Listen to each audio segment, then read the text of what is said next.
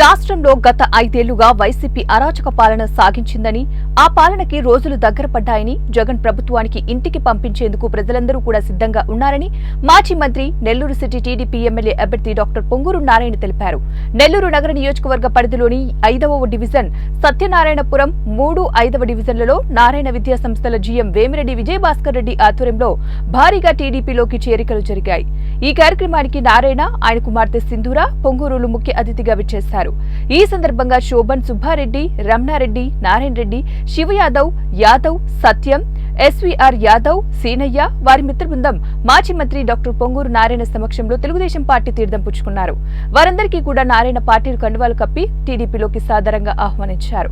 టీడీపీలో చేరిన ప్రతి ఒక్కరికి కూడా సముచిత స్థానం కల్పిస్తామని, గౌరవం ఉంటుందని ఆయన భరోసా ఇచ్చారు. ముందుగా డిప్యూటీ మేయర్ రూప్ కుమార్ యాదవ్, మున్సిపల్ మాజీ చైర్పర్సన్ తాలపాక అనురాధ, మాజీ జెడ్పీటీసీ విజేతారెడ్డి, నగర అధ్యక్షుడు మామిడాల మధుతో పాటు టీడీపీ ముఖ్య నేతలతో కలిసి డివిజన్ కు విచ్చేసిన నారాయణకు టీడీపీ శ్రేణులు, స్థానిక ప్రజలు ఘన స్వాగతం పలుకుతూ అడుగడుగునా బ్రహ్మధర పట్టారు.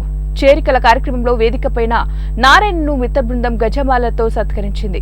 పెద్ద సంఖ్యలో టీడీపీ నాయకులు, కార్యకర్తలు తరలి రావడంతో సత్యనారాయణపురం కోలాహలంగా మారింది. అనంతరం డాక్టర్ పొంగూరు నారాయణ మాట్లాడుతూ శోభన్, సుబ్బారెడ్డి, రమణారెడ్డి, నారాయణ రెడ్డి, శివ యాదవ్, కేవీఆర్ యాదవ్, ఎస్వీఆర్ యాదవ్, సత్యం, సీనయ్య వారి అనుచరులు వందలాది మంది తెలుగుదేశం పార్టీలోకి చేరడం చాలా సంతోషకరంగా ఉందన్నారు. పాత, కొత్త నాయకులు, కార్యకర్తలందరం కూడా కలిసి పనిచేస్తామని, అందరి కృషితో 2024లో తెలుగుదేశం పార్టీతో ఖచ్చితంగా అధికారంలోకి వస్తుందని ఆయన ధీమా వ్యక్తం చేశారు. అధికారులకు ఆదేశించాను. వెంటనే నెక్లెస్ రోడ్ ని టేకప్ చేశారు. అది కేవలం ఫస్ట్ ఫేజే. 3 ఫేజుల్లో దాన్ని డెవలప్ చేయాలి.